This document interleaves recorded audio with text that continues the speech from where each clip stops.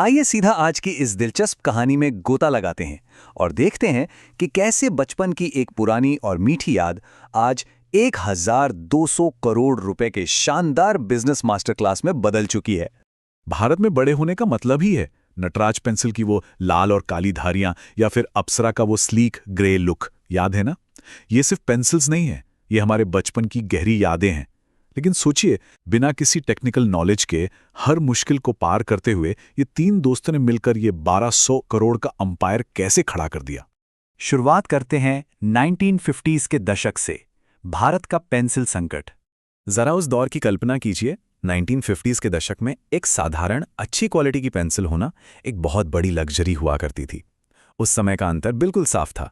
अमीर घरों के बच्चे जर्मनी या जापान के महंगे विदेशी ब्रांड्स इस्तेमाल करते थे, वहीं आम मिडिल क्लास बच्चे वो या तो स्याही और नरकट वाली कलम से काम चलाते थे या फिर ऐसी लोकल पेंसिल से जो लिखते लिखते ही टूट जाती थीं और हाथ भी पूरा काला कर देती थीं। यही एंट्री होती है बीजे सांघवी की। पैसों की तंगी की वजह से वो अपनी इंजीनियरिंग की पढ़ाई पूरी नहीं कर पाए थे, लेकिन अपनी उन्हीं आर्थिक परेशानियों और स्वदेशी आंदोलन से प्रेरित होकर उन्होंने और उनके दो दोस्तों रामनाथ मेहरा और मनसुख हानी ने एक कसम खाई। उन्होंने ठान लिया कि वो भारतीय बच्चों के लिए एक सस्ती लेकिन एकदम बेहतरीन क्वालिटी की पेंसिल जरूर बनाएंगे। अब बढ़ते हैं इस सफर के अगले और अहम पड़ाव की ओर, पेंसिल बनाने की कला सीखना। इन तीन दोस्तों के पास जज्बा तो कमाल का था, लेकिन जानकारी बिल्कुल जीरो। तो वो पेंसिल बनाने की बारीकियां सीखने सीधे जर्मनी पहुंच गए। पर वहां से एक नई परेशानी सामने आ गई। अगर वो बाहर से कच्चा माल मंगाते तो पेंसिल आम लोगों के बजट से बहुत बाहर हो जाती। तो उन्होंने क्या किया?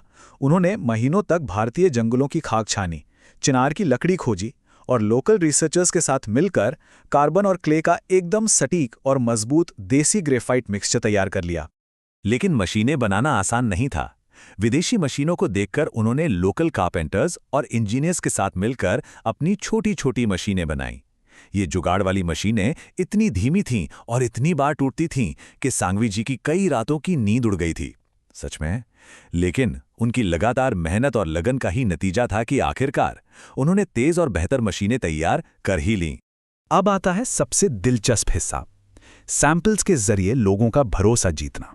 साल 1958 में हिंदुस्तान पेंसिल्स लिमिटेड की नींव पड़ी और मार्केट में आई नटराज 621 HB, जिसे खास तौर पर भारतीय मौसम के हिसाब से डिजाइन किया गया था।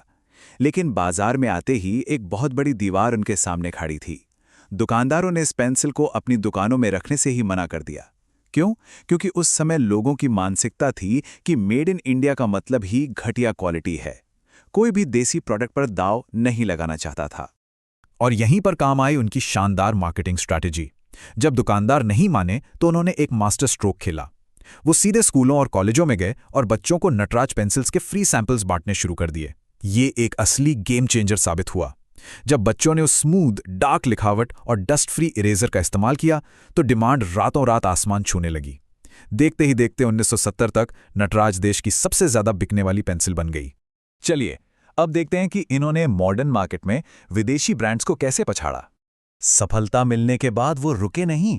1970 में उन्होंने आर्टिस्ट्स और प्रोफेशनल्स के लिए थोड़ी ज्यादा डार्क और स्मूथ अप्सरा पेंसिल लॉन्च की। फिर आया 1991 के उदारीकरण का दौर। ग्लोबल कंपनीज भारत आ रही थीं, लेकिन हिंदुस्तान पेंसिल्स ने पेन, क्रेयॉन और बेहतर शार्पनेस जैसी चीजों में विस्तार करके विदेशी कंपनियों और कैमलिन डोम्स जैसे मजबूत घरेलू ब्रांड्स को कड़ी टक्कर दी और हमेशा उनसे 2 कदम आगे रहे। और बाजार पर अपना राज हमेशा कायम रखने के लिए उन्होंने टीवी विज्ञापनों का वो आइकॉनिक दौर शुरू किया। वो नटराज चलती ही जाए वाला ऐड जिसमें एक पेंसिल कभी खत्म ही नहीं होती, या फिर अप्सरा का extra marks for good handwriting. इन असरदार विज्ञापनों ने सीधे माता पिता के दिलों में जगह बनाई और इन ब्रांड्स को हर भारतीय घर का एक अटूट हिस्सा बना दिया। अब आते हैं एक आधुनिक और बहुत ही संवेदनशील मुद्दे पर, 2013 का विवाद। आधुनिक दौर में एक बड़ी चुनौती तब सामने आई जब 2013 में एक लॉ स्टूडेंट ने शिकायत की। शिकायत इस बात की थी कि कलर्स के डिब्बे में जो हल्के रंग का क्रेयॉन होता है उसका नाम स्किन कलर रखा गया है, जो ये दर्शाता है कि मानो सिर्फ गोरा रंग ही स्किन कलर का आदर्श मानक है। इससे सोशल मीडिया पर एक कैंपेन शुरू हो गया। अब कंपनी ने इस पर कोई बहस नहीं की। उन्होंने इसका सीधा संज्ञान लिया और तुरंत उस कलर का नाम बदलकर पीच कर दिया। इस समझदारी भरे कदम को जनता ने काफी सकारात्मक रूप से लिया और विवाद शांति से सुलझ गया। और अब बात करते हैं भारत के सबसे बड़े स्टेशनरी साम्राज्य की। आज की सच्चाई देखिए।